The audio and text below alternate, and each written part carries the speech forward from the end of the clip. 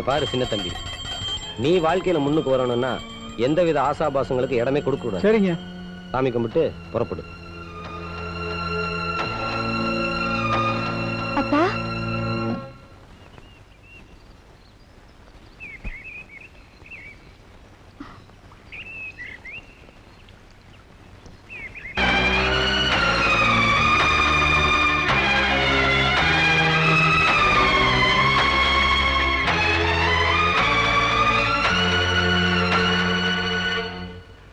மூலக்காரனா யாரா? அது வந்து செத்தா மோல் அடிப்பாங்களே, அந்த கூட்டத்தை சேர்ந்தவங்க. அவன் வீடு எங்க இருக்குன்னு தெரியுமா? தெரியும்.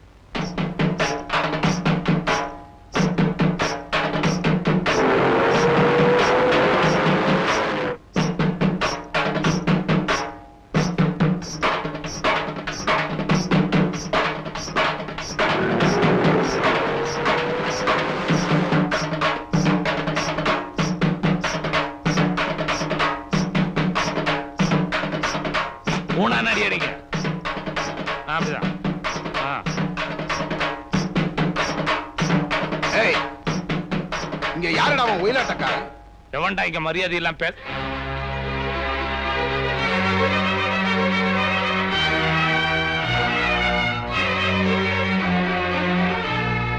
எந்த மியூசிக் காலேஜ்ல நான் படிச்சனோ அந்த காலேஜ்லயே என்னுடைய பரதநாட்டியத்துக்கும் அவருடைய ஒயிலாட்டத்துக்கும் ஒரு போட்டி நடந்தது. முதல்ல ஒயிலாட்டத்தை ரசிக்க ஆரம்பிச்சேன்னா கடைசியில அவரையே ரசிக்க ஆரம்பிச்சேன். வாழ்ந்தா அவரோட தான் வாழறதுங்கிற முடிவுக்கு வந்தேன். அவரோடைய என் வாழ்க்கையை ஐக்கியப்படுத்திக்கணும்னு நினைச்சேன். ஆனா ஜாதிய காரணம் காட்டி நீங்க அவரை வெறுக்கிறீங்க, ஒதுக்குறீங்க. அவரோட வாழ முடியலன்னா என் முடிவு என்னங்கறத நான் பல தடவை உங்ககிட்ட சொல்லிட்டேன். ஒருத்தனை காதலிக்கிறது தப்பு இல்ல, ஆனா அவன் நம்ம ஜாதிக்கு அந்தஸ்துக்கும் ஒத்துவதான்னு பார்க்காம இருக்கிறது தான் தப்பு. எந்த ஜென்மத்திலையும் அந்த ஆறுமுகம் உனக்கு புருஷனா வரமாட்டான். அவனை நினைச்சுக்கிட்டு சாப்பிடாம இருக்காத. சாப்பிடு போ. அண்ணே, நான் உயிர் வாழறது சாப்பிடுற சாப்பாட்டுல இல்ல, அவர் என்ன கட்டிக்க போறேன்னு சொல்ற அந்த ஒரு வார்த்தையில தான் இருக்கு.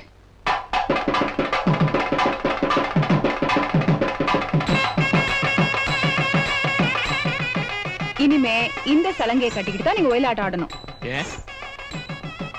நான் தான் பரதநாட்டியம் ஆடுறதே விட்டுட்டேனே, அதுக்கு காரணம் நீங்க போட்ட 3 முடிச்சுதான். இது வரைக்கும் என் கால்களை அலங்கரிச்சுக்கிட்டு இருந்த இந்த முத்துக்களை உங்க மேல இருக்கிற ஆசையில சலங்கையா கோத்திருக்கேன். இனிமே இந்த சலங்கை தான் உங்க கால்களை அலங்கரிக்கணும்.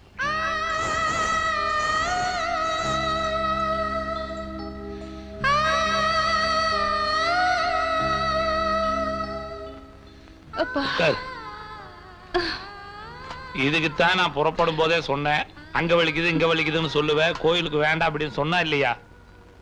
7வது மாசம் இல்லைங்களா?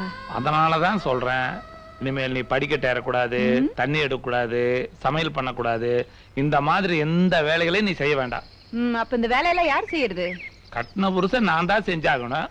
இது பரவாயில்ல, பக்கத்து வீட்டு கிழவி என்ன சொல்லிச்சு தெரியுமா? என்னமா?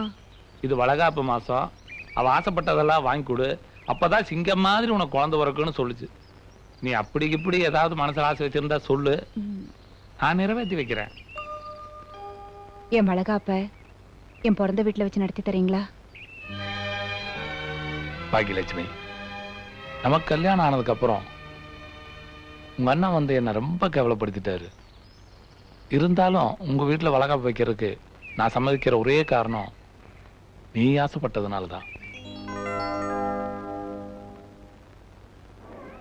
இங்க பாருடா, உன் தங்கச்சி ஆசைப்பட்ட மாப்பிளைய அவ விருப்பத்துக்கு கல்யாணமும் பண்ணி கொடுத்தாச்சு. உனக்கு விருப்பம் இல்ல, நீ கல்யாணத்துக்கு வரல. இப்ப வளைக்காப்பாவது நம்ம வீட்டுல நடக்கட்டுமென்னு எல்லாரையும் வர சொல்லியிருக்கேன். தங்கச்சி வர்றா, கூடவே மாப்பிளையும் வர்றார். நீ அவங்கள வாங்கன்னு வரவேற்காட்டிலும் பரவாயில்லப்பா, அவமானப்படுத்திடாத. மெதுவா நட. மாப்பிள வந்துட்டாரு, வாங்க மாப்பிள. ஏய் நெல்லு, என்ன அவசரப்படுற?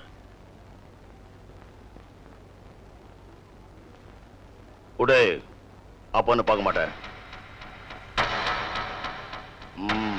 பழையல ஏதோ என்னால ஆனது. உன்னால ஆனது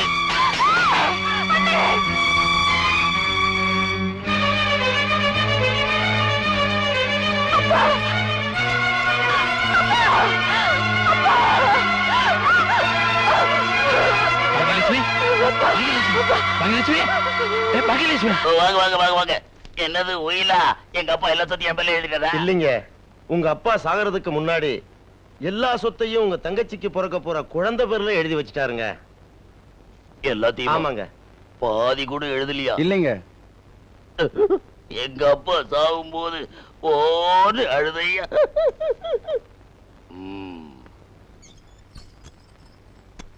என் தங்கச்சிக்கு மகன் பிறந்து ஆஸ்பத்திரியிலேயே அப்படி இப்படின்னு 3 மாசமா இருக்காங்க. ஏன் எங்க அப்பா சொத்தை எழுதி வைக்கலன்னு எனக்கு மன வருத்தம், எங்க அப்பா போயிட்டானேன்னு என் தங்கச்சிக்கு மன வருத்தம். அதனால ஆஸ்பத்திரியிலே இருக்கு. எல்லா சொத்துக்கு வாரிசும் அதே ஆஸ்பத்திரியில இருக்கு. டிஸ்சார்ஜ் பண்ண வேண்டாமா? யாராவது ஒரு ஆளுக்கு பொறுப்பு வேண்டாமா? பொறுப்போட நான் ஒருத்தர் இருக்கிறேன். ஆனா லேட்டா போனா கூட தாய் மாமன் ஆச்சே, பொறுப்போட போய் உடனே டிஸ்சார்ஜ் பண்ற அந்த பயல. லட்சுமி, டாக்டர் சீட் எழுதி கொடுத்துருக்காரு. நான் மருந்து வாங்கிட்டு வந்தேன். சீக்கிரம் சீக்கிரம் வந்துருங்க.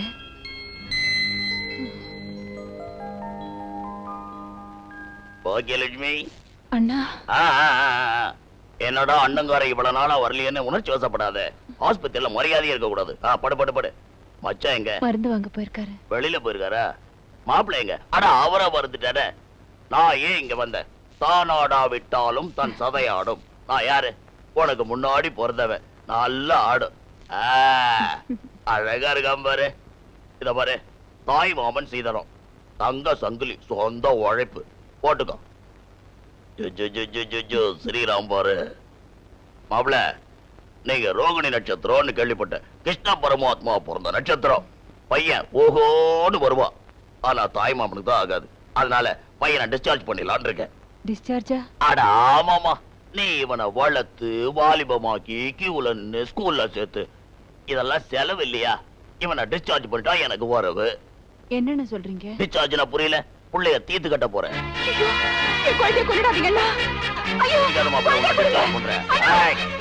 மரியாதை கொடுக்க வேண்டாம். நான் அப்பவே சொன்ன ஹாஸ்பிட்டல்ல மரியாதை கொடுக்க வேண்டாம். படே பச்சோட முகாடி படே படம் கட்டிக்குவேன்.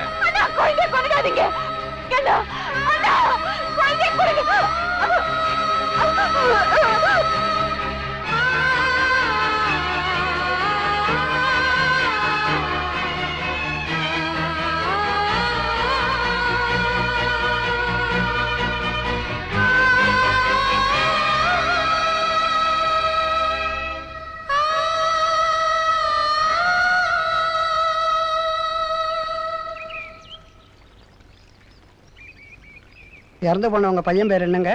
பேரு வைக்கிறதுக்கு முன்னால என் பையனை நான் பறி கொடுத்துட்டேன். இறந்து போனவங்க சம்சாரத்து பேர் என்னங்க? பேரு பாக்கியலட்சுமி. வாழ்க்கையில எந்த பாக்கியத்தையும் அனுபவிக்காம அவளும் போய் சேர்ந்துட்டா.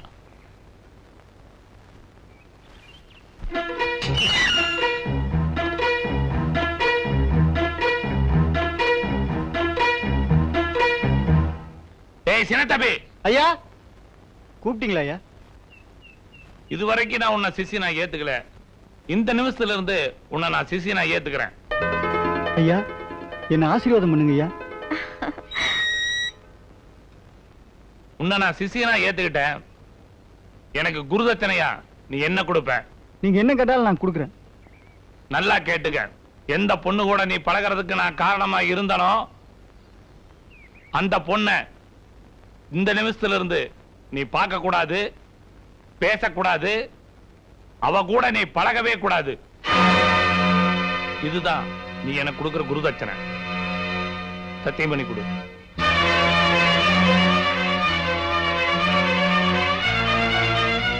என்ன யோசிக்கிற? மாதா பிதா குரு தெய்வம் சொல்லுவாங்க. எனக்கு அம்மாவும் கிடையாது அப்பாவும் கிடையாது. குருவா இருக்கிற நீங்க தான் என் தெய்வம்.